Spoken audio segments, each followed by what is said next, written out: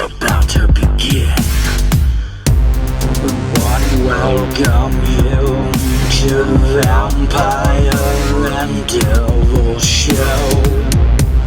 We want to welcome you to the Vampire and Devil Show. It's gonna be bloody fun. We're gonna kill everyone. Welcome to the Vampire and Devil Show. With lots of blood and lots of guts. Two horror fanatics and rock and roll nuts. Welcome to the Vampire and Devil Show.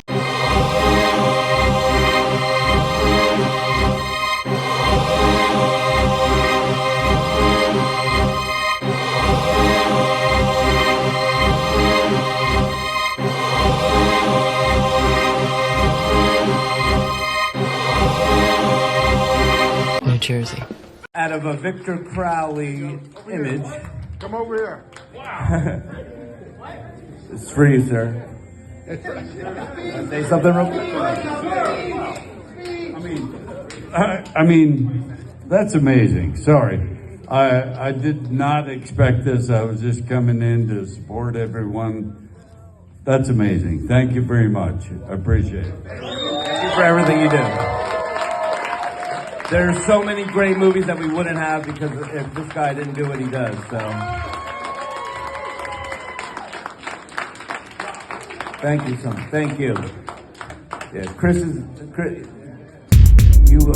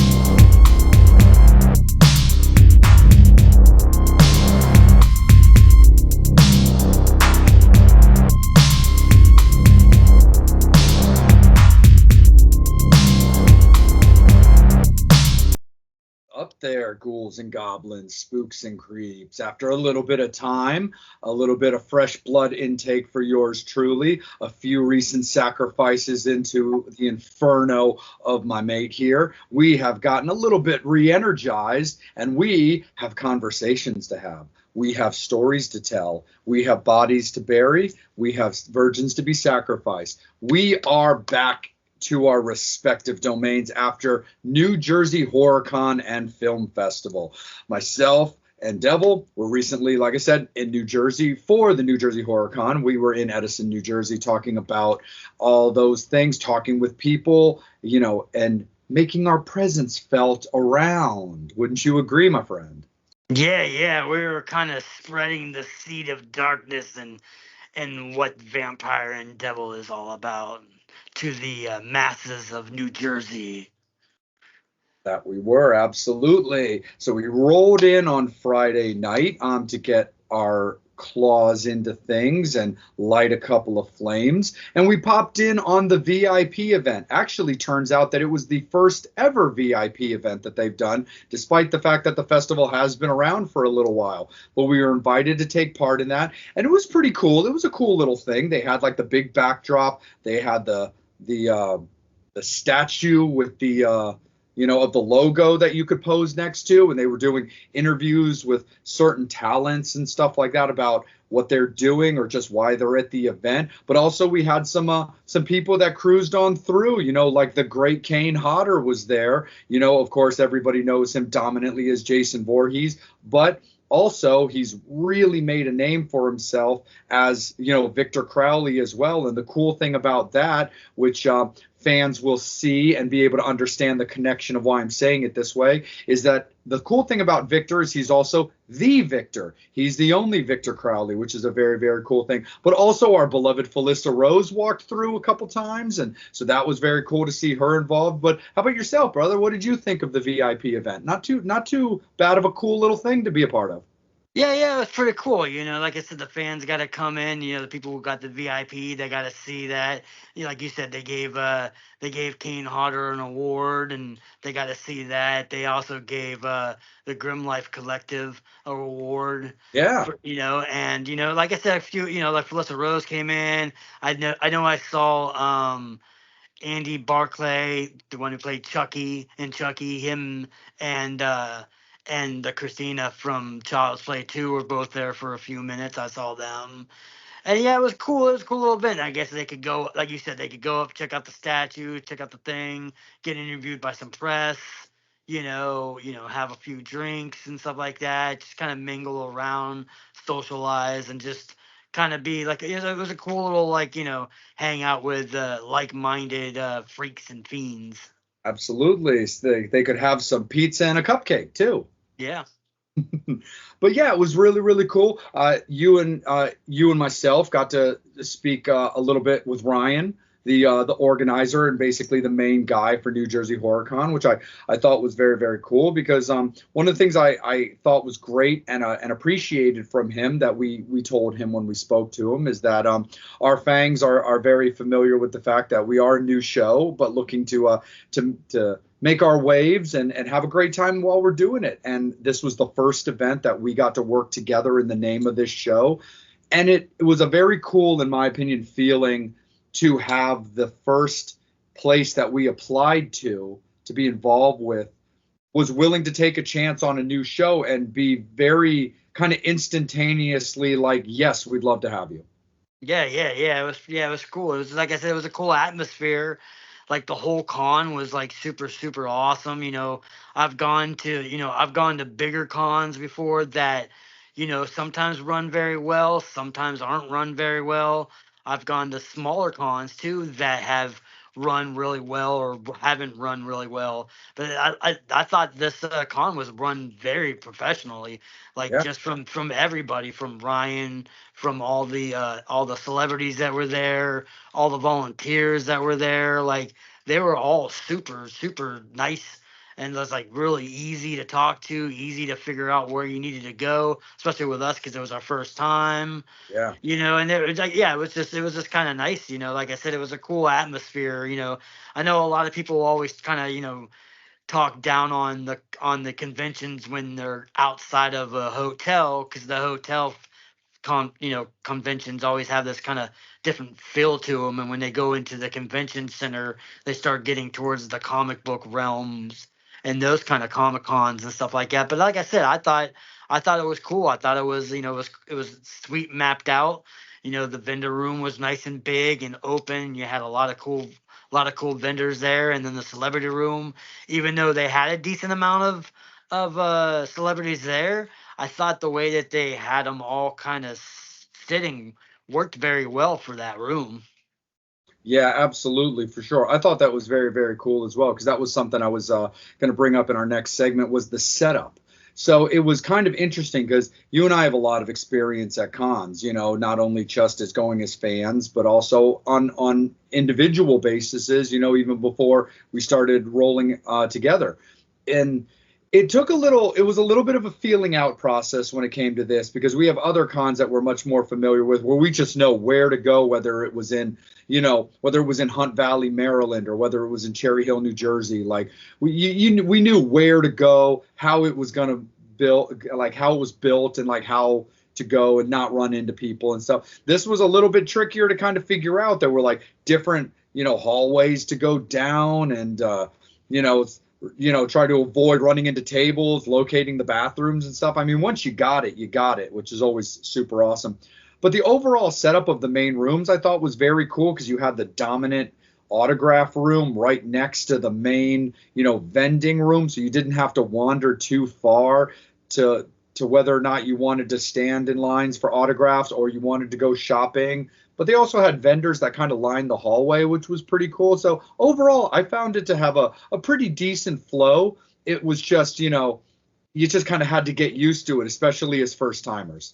Yeah. But like I said, yeah, I mean, like all the staff and volunteers were always super super cool. Like, when you ask the question, or like, I mean, granted they have to put some of their dominance in there and try to keep people organized, and people are always gonna do stuff that they shouldn't do and stuff like that. So they definitely got to put their foot down. But yeah, I didn't. I At least while we were there, I didn't. I never really saw any major issues. Yeah, no, I'm definitely with you on that. I didn't see anything crazy. The only thing I saw that seemed like some people got a little frustrated with and didn't really bother me. Again, I kind of chalk this up to experience, but I also chalk this up to common sense, in my opinion.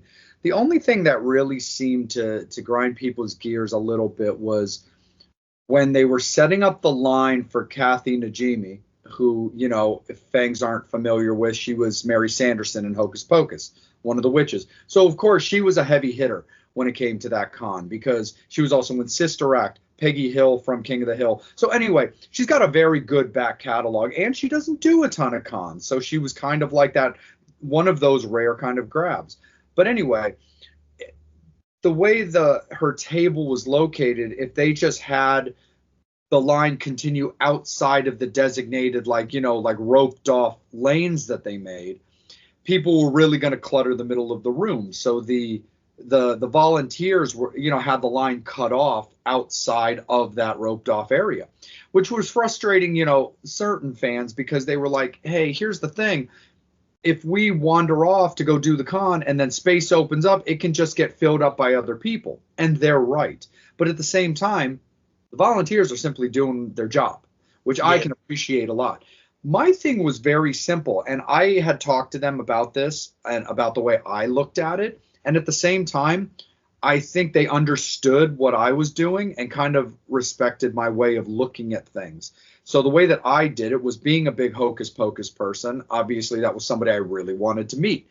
And is that while the line was formed by the time I got there, I was very early in the secondary group, as I refer to it. And yes, they were kind of trying to get that secondary group to disperse. But the way that I kind of looked at it is, I was like, if I just stay around here, because again, yes, if I vacate when space opens up, they're just going to fill it. But if I'm just around but not in the way, and be very mindful of my surroundings, if people need to walk by, if they need to go places, and I'm not in the way, I'm willing to bet that the volunteers and the people in charge of Kathy's line will probably leave me alone and know that I'm basically next, and just kind of pay me no mind, which is actually exactly how it happened. The volunteers were very cool. They knew who I was. They knew what I was doing. And I don't mean knew who I was for our show's sake. They just knew that I was there to meet her, and that I was trying to not wander far because I wanted to get in the line, but also not be an inconvenience to them.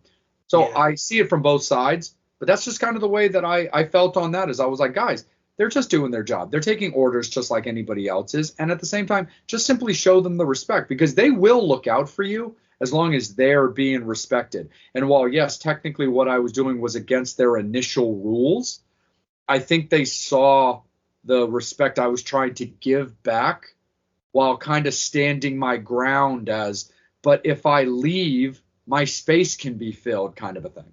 Yeah. Yeah, it was like, it was a cool, like I said, it was a cool atmosphere altogether, and it had a really cool lineup. Like you were saying, it had, Kathy, but it also had, 4 or 5 other cast members of Hocus Pocus. So, if you were a Hocus Pocus fan, you can get a good chunk of a lot of the, actors and actresses that were in that. Yeah. And like I said, then you had, heavy hitters like Kane Hodder. Kane Hodder's line, no matter where he's at, he always has a huge line. Yeah, because everybody loves Kane. Plus, he's one of those people that love talking to his fans, Yeah. and then you had, with him, you had Adam Green there. You had Felissa Rose, who doesn't come over to the East Coast that often, at least in our section of the East Coast very often. So it was cool to finally get to, meet to her. You had some Lost Boys. You had G Mac and the guy who played Laddie in it, which was really, really cool. Like I said, yeah, I mean, they had a good mix of actors and actresses throughout, that if anybody's like, taste. And spiced in with a few musicians. They did have Gina from the Go-Go's, and Yep. they had Dr. Chud, who we talked to.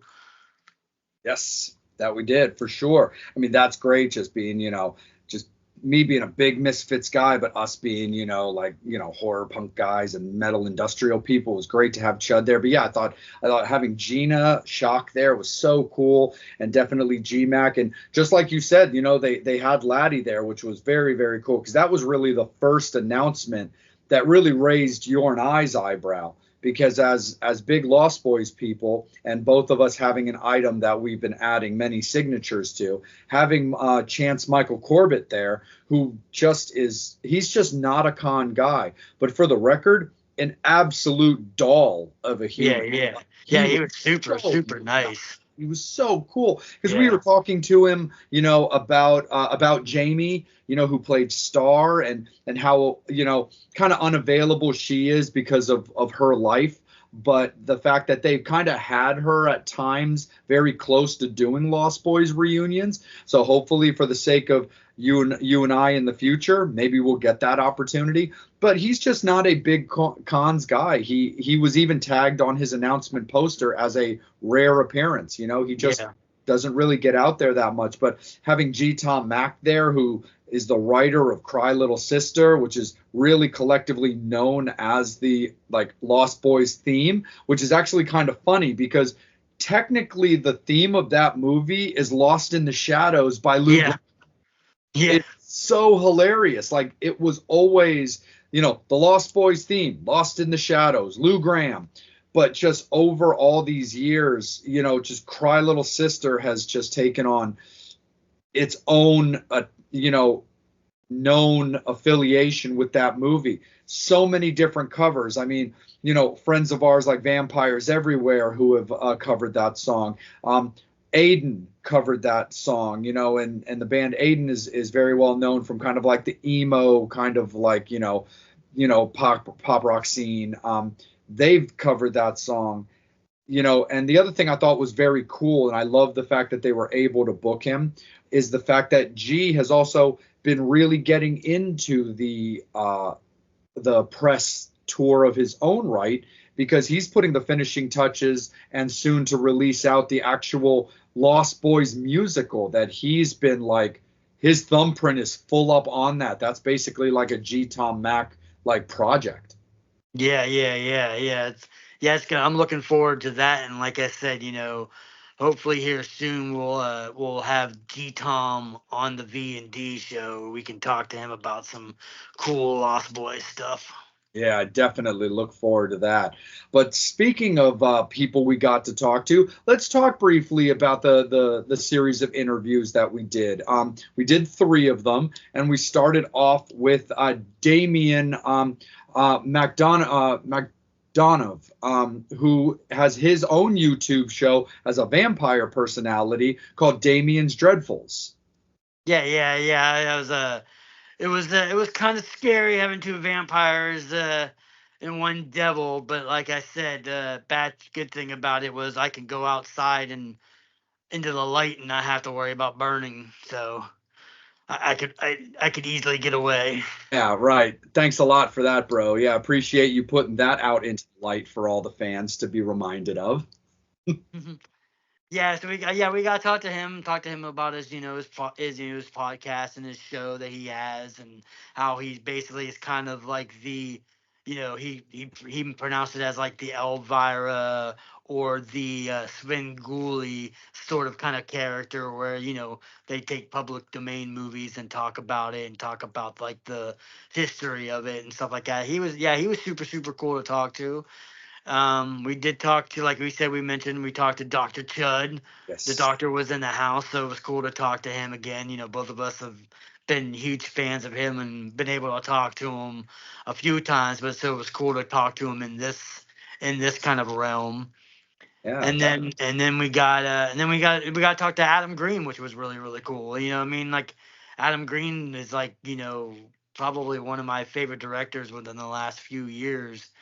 Just in the horror genre, because he's such a nice guy, but he's such a fan first guy. You know what I mean? Like he's a fan of this genre, more than most people who are in this genre. Yeah, absolutely. I mean, he was just great. We got to talk to him about the late great David Brockie from Guar, who, of course, a lot of people know as the imaginary, friend of Adam Green's character in the Holliston TV show that he does.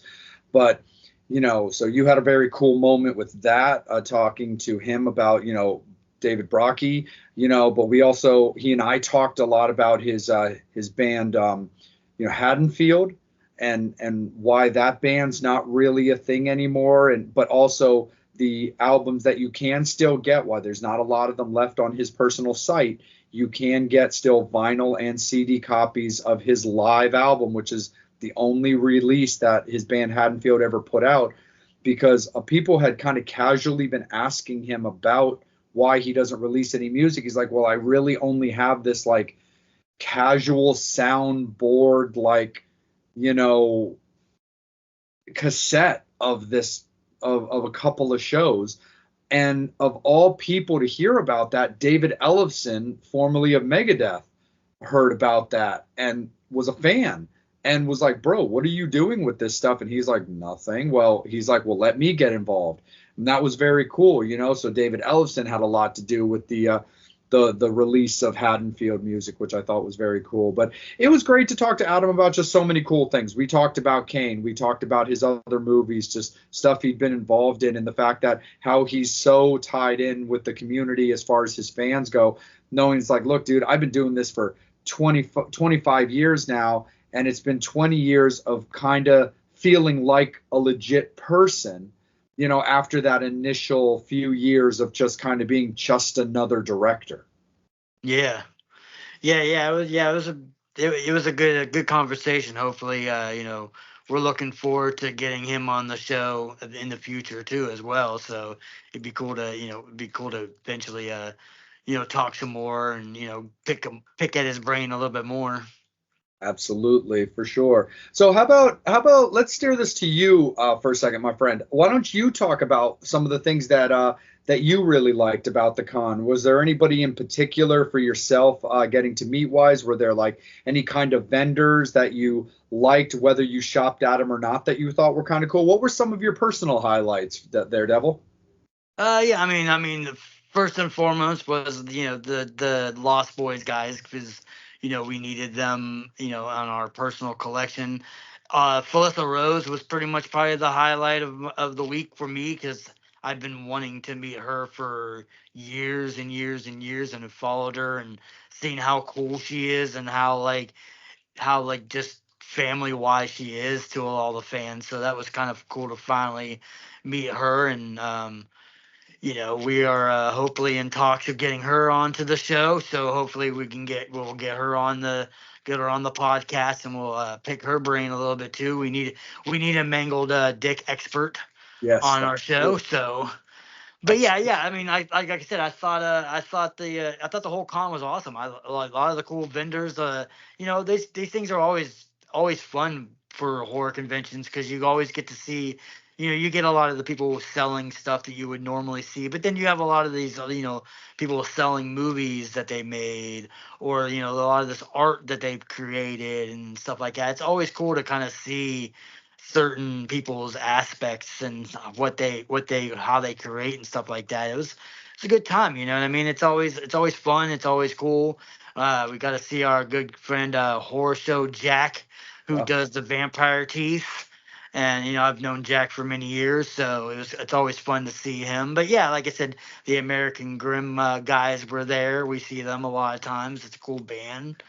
But yeah, like I said, yeah, I like the whole atmosphere. It's like, and, I mean, obviously these people are trying to make money because they're, sellers and merchandises, but it never seems like they're like car salesmen.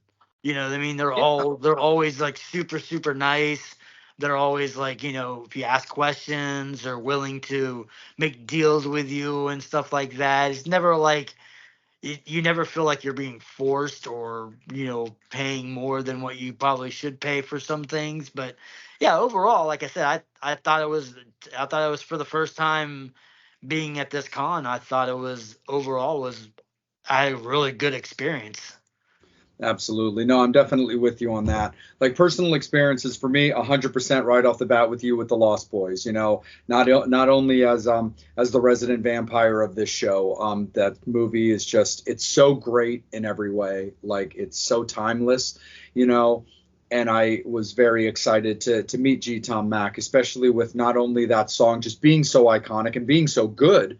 It's taken on a little bit of just personal love for me. Not only having the band Aiden cover it, which is a band that I really like anyway, who's no longer around, but also having actual dear friends of mine in the band Vampires Everywhere finally put out an excellent cover of that. And they even have a second version where Tim Skold from Marilyn Manson played guitar on it, which I think is very, very cool. But getting to meet G. Tom Mack, seeing Jameson Newlander again, but also, again, getting to meet Chance Michael Corbett in a rare appearance was definitely the number one highlights. Being that I am also from Salem, Massachusetts, and being the Salem Vampire, Hocus Pocus is a very high tier, movie for me. It's like anybody that, movies that are heavily based out of New York are going to matter to New York people. Even people that are from California that live in that Santa Cruz area, of course, are going to love Hocus Pocus are going to love the Lost Boys. But also, people that are really dominantly from the city of Boston are going to have something important to feel about, like the Boondock Saints. But anyway, having such a big chunk of Hocus Pocus people there was so awesome. Some who I've met, some who I got to meet for the first time. So that was very, very cool. And yeah, definitely Felissa Rose. So cool. She was so sweet, so much humor. We'll get into talk in future episodes about exactly why we need a mangled dick expert on there on the episode, because let's just say she was she had something strangely removed via our beloved Kane Hodder, which is going to make for a really great story to tell. But she was such a doll. She was so great. Of course, Dr. Chud is just so awesome. Being a Misfits guys and Misfit people, that was super duper great. And yeah, when it came to the vendors, everything was super duper cool. Myself and Mrs. Vamp got to do a lot of like cool shopping. Some vendors we recognized from other cons like Monster Mania, and some that were just new vendor experiences. And probably my favorite major purchase is not only the fact that we got to see Jack again, but he's making my fangs as we speak, which is very cool. So I should be getting those shortly. But then also there was a table vendor that Mrs. Vamp and I have run into multiple times, and we love their stuff. And there's some large things we like to buy and have been wanting to buy from them, but then we always wait to the end of the con and then forget, because we get tired, things get crunchy. You're just kind of like, well, you got to get ready to beat traffic or travel or do whatever. But we finally were like, you know what, this is the time to do it. We still have some more rounds to do. So, Mrs. Vamp and I got this great, cool, big Baphomet statue that's now in our living room, along with a cool Baphomet like bus style that's on like a table next to our TV. So those are prominently displayed, and that's very, very cool. And also as a closing vendor / person to meet, that was very, very cool. While we ran out of time to actually get to talk to him officially, we got to see our friend AC Slade, who, was there with his company Catfight Coffee, and it was just a great experience. We're going to have to definitely get our Catfight Creep Show shirts the next chance that we get, but it was a very, very cool to see him, talk to him, see his wife again, and be able to get coffee. I know I'm the coffee guy out of our relationship, but they also had these great cups that were like free refills if you bought them, and they had like little cat ears in the lid. Very, very cool. So overall, a really great experience from the vendors to the celebs to the staff. Oh yeah. And I think it would definitely be safe to say that we are definitely down for a future experience, wouldn't you say? If the press opportunity happens again, we would love to be involved again. But I definitely think that even outside of that, it's safe to say that just the experience of New Jersey HorrorCon would be a great thing to attend, even if you and I decide that we just want to go as fans. Oh yeah, yeah. I mean, like I said, it was, it's very rare that you go to a con for the first time and you have as much positive experiences as we did. I mean, like I said, not every con is always bad, but you always have, there's always something, when you're new, especially like, when you've gone accustomed to how this con does something or this con does something. And yeah, like I said, it was just a cool overall experience. And like, yeah, it's definitely something that, I hope that, future shows that, our, Vampire and Devil will be at the New Jersey HorrorCon. Absolutely, for sure. So there's definitely stuff to look forward to when it comes to that. They do have another con planned out for later this year that they have announced with already some cool names and stuff. So it's definitely, on our radar and stuff like that. But no matter what, regardless, we wish them just nothing but continued success in their future cons, their future endeavors and stuff like that, because they definitely had some top-notch hospitality, and I think it's only going to get better as hopefully myself and Devil can build a continued relationship with them, and just like he said, bring future interviews, just future experiences, and just future con talk to the Vampire and Devil podcast. Yeah, yeah, for sure. Like I said, it's cool to talk to celebrities, staff, vendors, people who run the show, the fans, how we're all here for one reason, mostly for one reason, and it's the love of the genre that a lot of people shit on, which is horror. Absolutely, for sure. They don't get it, or they, just can't understand it. But the one thing that's also cool about horror is everybody can sit with us. Whether they want to or not is a completely different thing.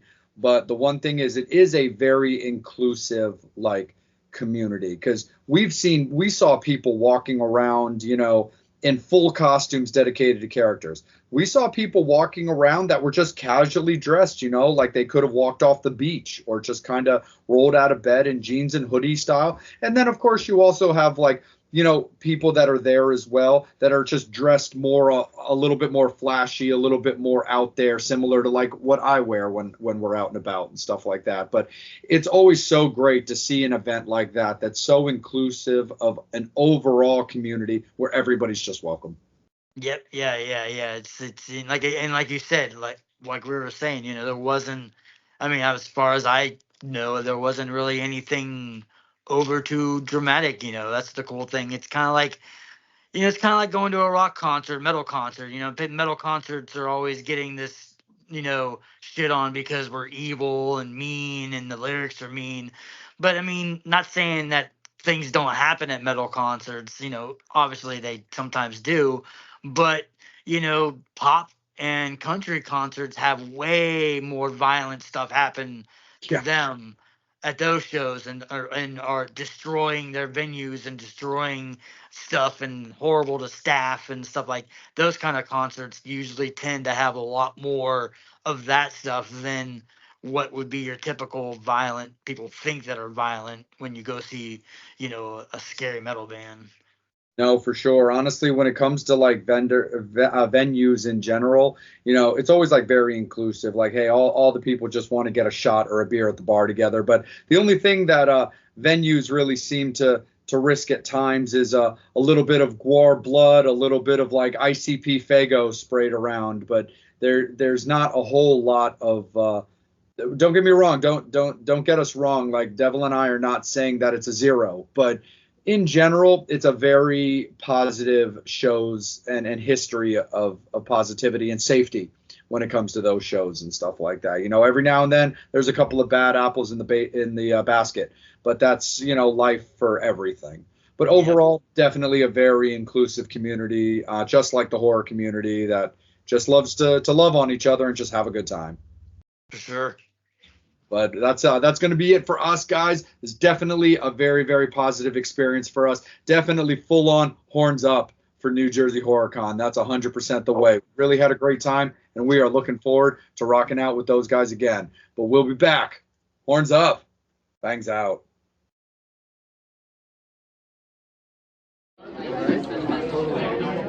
What's up there, ghouls and goblins, spooks and creeps? We are here at New Jersey HorrorCon and Film Festival.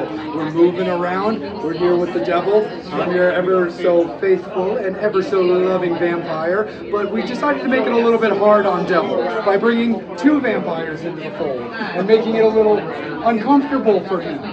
So we are hanging out with Damien here. He's going to give us a little bit of his time. So Damien, first of all, thank you so much for having us. Thank you for having me. And talk to a little bit to the people, to the fangs, about what you do. Well, my name is Lord Damien McDonovan. I'm a horror host in the vein of Elvira or Svengoolie. And it's funny that you're referring to yourself as the ever so whatever, because I always refer to myself as the ever so charming host of Lord Damien's McDonovan. Damien's Dreadfuls is the name of the show. We show the whole movie. We play like old public domain films. We take breaks in the middle of it to talk about the history of the movie, its impact on pop culture. We try to have some fun with it too. I got a few regular other characters on the show as well, including my incredibly mischievous cat. But no, I'm on TV only if you're in like the Lehigh Valley, Allentown, Bethlehem area of Pennsylvania. I put everything up on YouTube so anyone can watch it anytime, anywhere.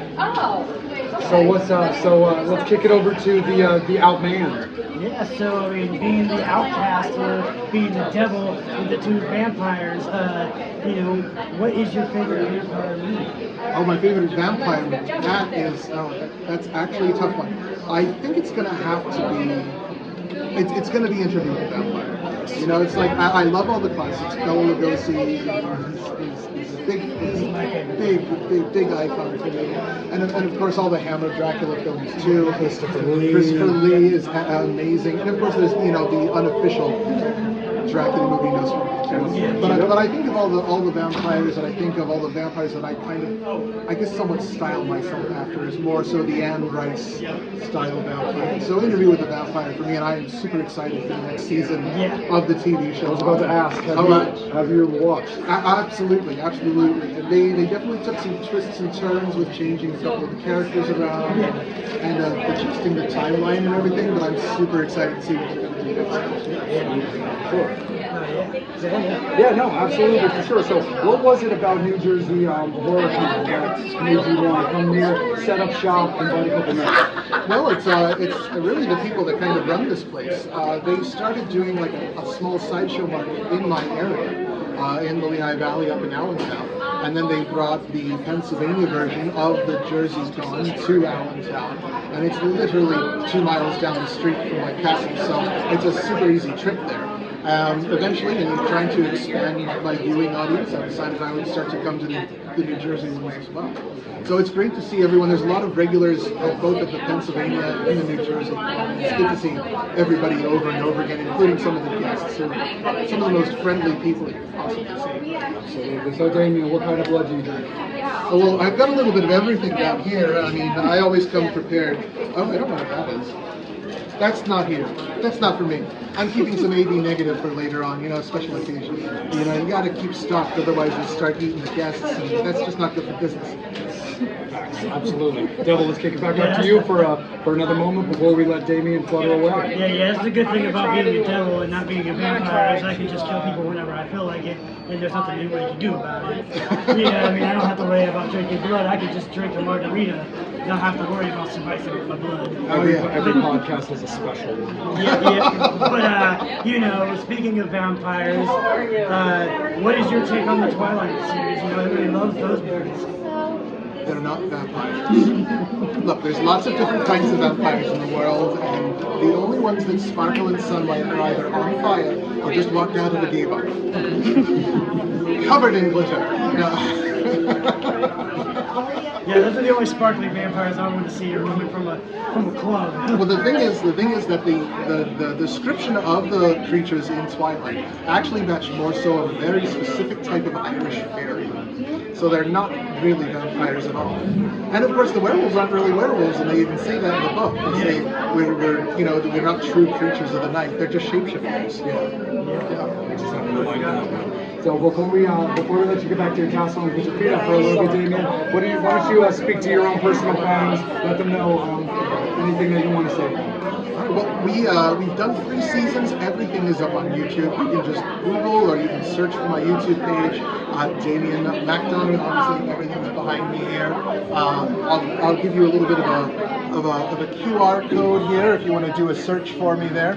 We've got 3 seasons of the show up. Of course, a couple episodes are missing just because YouTube copyright issues. Yeah. It's all public domain, but they still want to ding you for something. Yep. We're currently in the process of planning for season 4. We've got 14 new movies lined up, and we're going to get started rolling and hopefully writing and get everything done as quickly as possible, and we'll have something new for everyone really quick.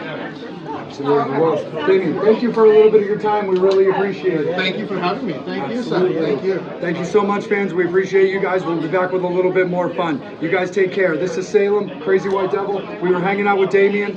Horns up, fangs out.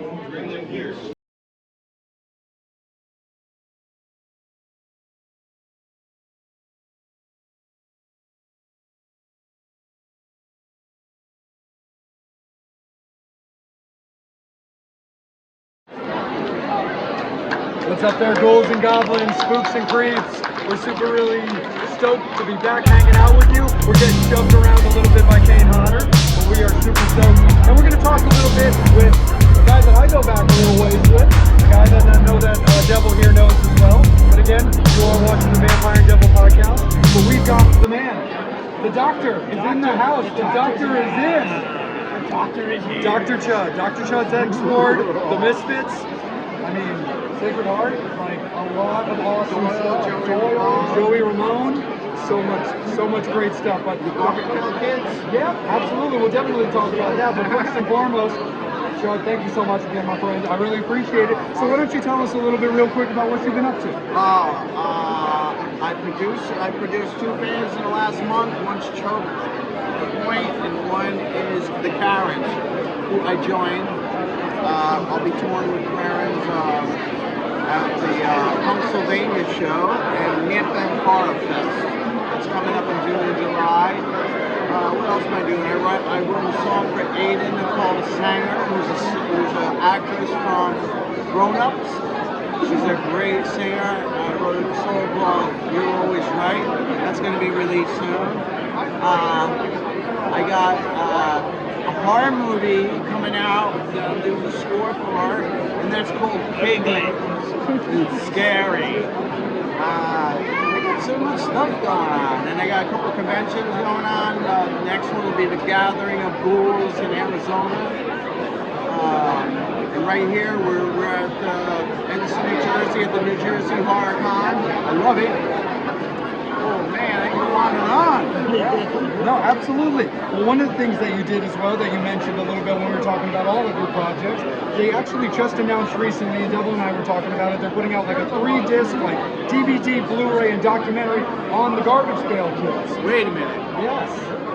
Oh, I just heard that. Yeah, man. That too. But you have I'm a little... on it. I'm on that. No, yeah, because you've got some Garbage Pail Kid action that you've been involved with. I think they're releasing the original movie, which is called The Garbage Pail Kids movie. and they're putting my documentary at the end of it. So whenever you buy the movie, you get to hear my whole score for the documentary and watch the documentary. It's great. It's about all the artists that were involved. So it's the whole story of the Garbage Pail Kids. It's really good. And hopefully HBO will pick up that animation that's going around there. Let's put some good juju out for HBO to pick it up. Absolutely, man, for sure. And before I kick it over to Devil for a moment, what's the status of X-Ward right now? What can you tell us? I want to do another X-Word record. Everybody wants to hear another X-Word record. The first one did pretty good. Yeah. I love it. I mean, you made love to an alien, dude. Fire Punk 101. Yeah. Absolutely, sure. Devil, how about yourself there? Yeah, so since you are a doctor and the doctor of Chud, and I just did a thing about Bud the Chud, are you cool with Bud the Chud from Chud 2? Yes! Oh my God! Some more meat? Oh my God! Bud the Chud. You know, that's what I met. I was in George Romero's movie, and I found a poster of Night of the Living Dead from 1969, an original big poster, and he signed it. Choose Chud, my zombie bud. Yeah, I love the George Romero. You know what? Bruiser's coming out with DVD Blu-ray. They're re-releasing it, and they're flying some people in from England to interview me Tuesday for the DVD for Bruiser. It's going to be re-released. Oh, right on. And it's going to have like a whole bunch of stuff after it, like interviews and a bunch of stuff. They just stack it up. That's new too. Yeah. Absolutely. So speaking of Bruiser as well, real quick, Chuck, like how when you're doing a movie that your band is performing in, obviously actors and actresses are used to cut, stop, start over, do it again. It's got to be a little bit different when it comes to a band. What do you remember about, because with your tenure with the Misfits, the band was in multiple movies as a whole, but you guys performed live as the house band in Bruiser. What do you remember about like the filming of while you guys are playing live?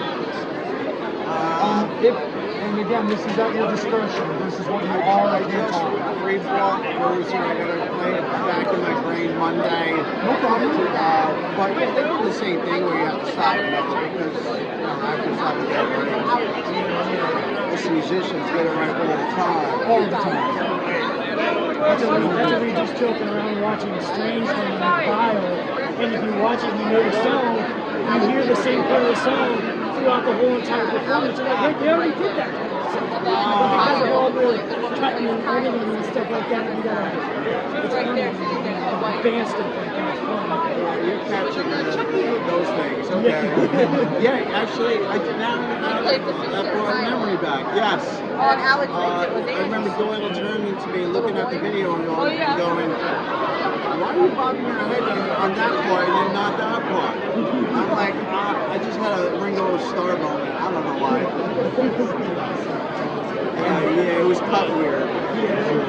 And it's just kind of like a fun thing. So your stitches here have been with you for quite a while, man. Yes. How's your head feeling? Has it still been staying in place over all these years? Still not healed, man. Still not healed? I go see her Tuesday. Oh, right on. That's where we're doing the interview for the Bruiser thing in her shop. Oh, okay. That was Megan, right? That was Amy Nicoletta. And her shop is called The Sacred Grow. And we're going there Tuesday. I'm going to get 2 more tattoos. Right on. Right here. Pumpkin and a bee. And I drew that. That's a love bomb. Because, I like love bombing my girlfriend. As we all got It's a way of life. Absolutely. For sure. I love bombing 8 hours a day. Nice, dude. Absolutely. Devil. And I call her Pumpkin, so we're going to put her a pumpkin there. She calls me Honeybee because I'm always buzzing around doing stuff. Oh, that's awesome. Sure. Before we let the doctor get back to surgery, Devil, is anything final from yourself, my friend? Since we're at a horror convention, what was your favorite horror movie, throughout your years? I'm like a fun duel, so I like funnier ones. I love Dead Alive. Yeah. I love that movie. That's all I got.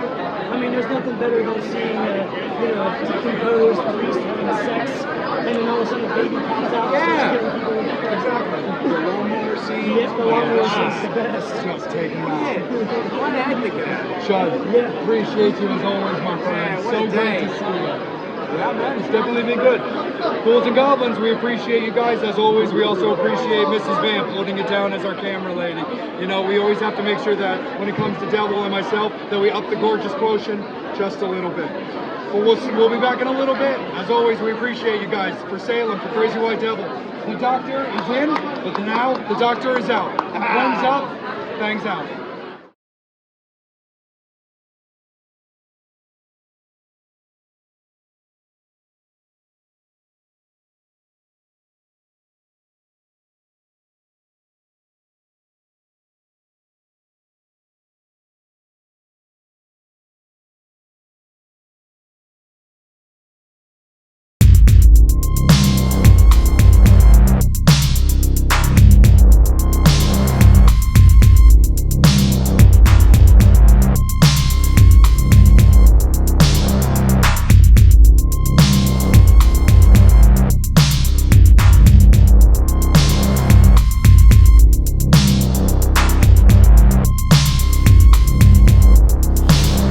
Ghouls and Goblins, we're coming back at you again here from New Jersey HorrorCon and Film Festival. We've been all over the place. We've had a lot of great conversations, like you know. We're going to continue it on. We're going to have another great conversation. Adam Green, thank you for taking some time first and foremost. Yeah, absolutely. So you guys know Adam Green from Hatchet, the Paul Victor Crowley series, Frozen, his Van Haddonfield, and all kinds of stuff. And of course, our beloved Holliston as well. So he's taking a little bit of time, but first and foremost, like I said, thank you very much. Welcome to the Vampire and Devil podcast. And besides being here at New Jersey HorrorCon Film Festival, what are you up to, buddy? A lot of pre-production on things that I don't know if they're actually getting made. So we had the pandemic, then we had the SAG and WGA strike, now we have IATSE and the Teamsters who might strike in July. So it's been a lot of start and stop, start and stop. So we'll see. But hopefully by fall, one of these many things will be included.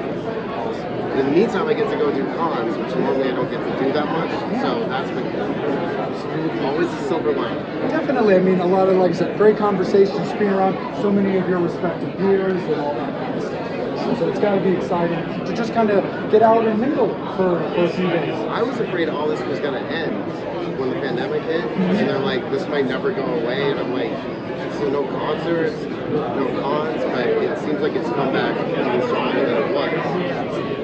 Sure. I think like anything, you got to take it away from people and make them miss it, and then they really love it again. So. No, you're definitely right on that. So Devil and I were talking about this, and I was also talking to Mrs. Vance about it as well. One of the things that was very cool was we were at the VIP where King was given his award, his Icon Award. And the one thing I found to be very cool, and you get so much credit for this, is that it's one thing for him to be such an iconic character, being Jason, playing in multiple movies, and people know him as probably the greatest Jason Voorhees. But his award was designed as Victor Crowley. So now 4 movies into your series and your character creation, he's now also being assimilated with another what's becoming an iconic character. So that's got to feel pretty amazing. Yeah, man, it's awesome. And I think what's more special about Victor Crowley, whichever one has been around the longest is the one most people don't know. But he's the only one to play Victor Crowley. Yes. So that's like his character, which is amazing. But I got that award in 2018. I didn't look like Victor Crowley. So I'm a little jealous because I was like, oh, this is so nice. And then I saw it and I'm like, damn it, I want that one. So I'm going to see if he'll trade with me. He won't. But A little name played on. yeah, hey, come on, dude. That's my guy. Yeah, but it's also his guy at this point. It's amazing. Devil, let's kick it over to you, brother. Yeah, man, we're just getting ready. We're from Maryland, and just getting ready for the MC Festival. Oh yes. And lo and behold, G. Snyder is going to be there. We're super excited to see how cool was it to be able to work with such an awesome great guy. I know you're such a huge Twisted Sister fan. Huge fan, most important band of my life, and the fact that we've been such close friends now for 20 years, which is crazy. But even more so than working with them on Holliston, or just how tight I am with the whole Snyder family at this point, was when Twisted Sister did their 40 and Bucket like final shows. They were all overseas at like Hellfest and Sweden Rock and all these like. You see the videos on MTV where they're playing in front of 100,000 people, and he's like, you have to come on this tour, like this is the way to have it go out, you've got to see it here. I'm like, I'm not going to fly all the way over. But he talked me into it. I did it. And to be standing on that stage, especially as a one-time musician myself, who's never gotten to that level, and literally 110, 120,000 people, and they're playing We're Not Gonna Take It like 50, because they know every song. It's not like America where it's like, I want to rock, I'm not gonna take it. You know, being able to see those shows and watch them finish. But then, as a surprise, last year, Twisted Sister got inducted into the Heavy Metal Hall of Fame, which is in LA. So they reunited one more time to do one more show. They got to go to the rehearsal and like film the rehearsal and stuff. And then you would think after playing those songs for 40 years that they were like, wait, how does it go at one point? And I'm like, I know how it goes. That like I'll always be a fan. And like I'm just so lucky that that's who I picked to be my idols. There's so many other people, their idols failed them in some way. And for every expectation I foisted onto that man, like he's lived up to it, and then he's the greatest dude. How do you look at the Captain Howdy character? I love the Captain Howdy character, and people don't give it enough credit that that was really the first torture movie. No one died. On our podcast, we did Strange Man versus Trick or Treat, the 80s podcast. I love it. I love it. I love the tattoos, the piercing, the torture porn before torture porn. Yeah, and to be an online predator before that was like such a common thing. Just starting. Yep. So good. I think he got a raw deal on that because the director, it was a gig to him. He didn't really care, and whereas he cared deeply about it. But I have read the sequel, which there's every few years it's like we're gonna do it. We keep hearing. And I know the director that seemed was gonna do it was the perfect person for it. It was not me. Torture isn't my thing, as you know. But I hope it happens someday. But look at the life he's had since Twisted Sister. Like, he was on The Masked Singer, he's had his own reality show, like, he's everywhere. Radio show for years. Hair Nation. The house of Dean Snyder's House of Hair. Right, sorry, Hair Nation is the serious. And that's the cool thing about like Holocene too. It's such Holocene, Serious Sleepover. It's such a love letter to these iconic foreign actors. What has been your favorite? Oh man, that's tough. I want to say Slash only because I still can't believe that happened. That he came over and laid on the floor like a little kid with me, and that we played with dinosaurs.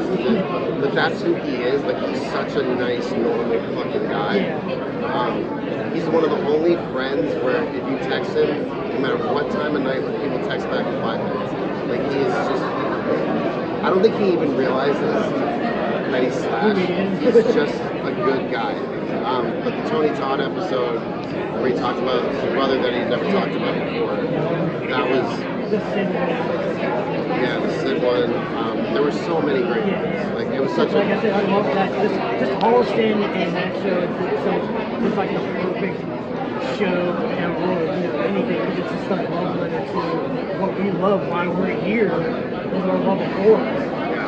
It's so cool. Like you can see like these experiences. You can tell that you truly are like, this is the coolest thing ever. I'm getting like these iconic people that I grew up watching are sleeping right next to me. Like I get to like the coolest thing ever. And then when we went to Salem, a little quick thing. We went to Salem and we were driving by and we saw Market Basket the whole entire time. We were like, Market Basket. Every time I see a Market Basket, now we gotta be our Market. Absolutely. It's been awesome, man. It's been 25 years that I've been in the business, like 20 years that I've been at something that people know. and I still don't take any of it for granted. I'm still geeking out just like I did then, and it's just awesome. It's kind of like a fun thing. So this is a fun question on Mrs. Vance's behalf. So until it got flipped on you, and the stalker became the prey, how was it? How fun was it courting Danielle Harris? Oh yeah, that was probably my probably that I was like, oh my god, to be Adam right now, because obviously I love Daniel Harris. It's so funny because I don't know if I'm supposed to really be talking about this, but we first became friends because of mutual health issues that we have. So she's always just been my friend. Like, I'm not one of those people who had like the mad crush on her because I'm the same age as her. So I was too little. I think I knew I liked girls, but like I was just thought it was so cool that someone my age was in a Halloween movie, and I'm like, oh, she's so lucky she gets to be in it. That must be so fun. So she's always just been my friend. But everyone always loves me like, oh man, that must be so awesome. Also, if you watch, it's never real kissing. It's always for comedy's sake. So wait, this is a story not a lot of people know. So like, I'll write stuff if it's funny. But then with Austin, when we got to the Christmas special, and it was actually before that. So when we shot season 1, the Tony Todd episode was the first episode we shot. And the guy who ran the network, he thinks that he gets a better product out of people by making you think you're not doing a good job or you're failing in some way. It's like the worst type of leadership possible. But he was like, you know, you might not be getting a second season. Like, it's our first week of shooting. He's like, you might not get a second season, so you might want to use this episode to wrap it up. And I'm just like, oh my god, like, devastated. So that episode ends with the classic sitcom trope of me standing up for Corey, and it turns out she was on the other side of the door. So in the episode everyone saw, she just hugged me, and then from that point forward, we're trying to be friends. But we had to shoot an alternate ending when we get back together, in case that's how the show had to end. Which we all hated that, but we had to just film it while we were there. So now we have the kiss. And I had never done a real kiss before. It's always been for comedy's sake. Like, every time Danielle and I've had a kiss, she's disgusted by me or something. Like, it's funny. So Corey, who's another one of my closest friends, starts leaning in, and when the editor started showing me the footage, every time she leaned in, I was going, leaning away or like making a weird face, and it took so long to be able to cut it together to look somewhat natural. So when we did the Christmas special, we actually practiced because I was so bad at it. So everyone had to like stand. You're not going to do that alone. You know, everyone's standing around. It was so awkward. So whenever you see a movie and there's like a sex scene, just know it's not what you think it is. You have to hold your head a certain way. You can't block the light. It's usually either freezing cold or super hot and sweaty. It's just not. It's not what you think it is. No. Especially when it's your friend, then it's just weird. It's like I always laugh about like the South Park movie when they did the basketball where they had a kiss at the end, and it's so funny because it's like you could just tell like the difference and show it's like how hard it was just to do that 2-second scene and not start laughing but just being in that bathtub with Lynch, like that was. And he's like, you wrote it. Why are you complaining? But because of all the guest stars that can come in and out of the bathroom, we had to shoot that over 4 different days of the shoot.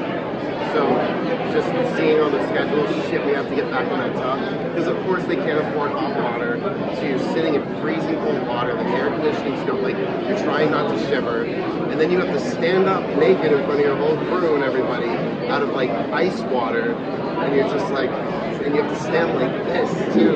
They gave us these little thong things if you have to be on a set, just for the comfort of everyone. Like, it would have been so much better to just not have anything, because it's gripping you so tight that stuff's not even in the right place, and they're see-through. So what was the point? But yeah, I wrote it. No, absolutely. Devil, let's kick it over to you before we let Adam continue on with the comment. Is there anything final from yourself? I just want to say, hey, thanks for taking the time. Thanks for getting to talk to us. And hopefully we can get you on an actual upcoming podcast and we can talk for a while longer. Yeah, next time I have something coming out. Yeah. Thank you guys. For sure. Thanks. Thank you guys so much. Rocky, this one's for you. Adam Green. Crazy White Devil, Salem, horns up, fangs out.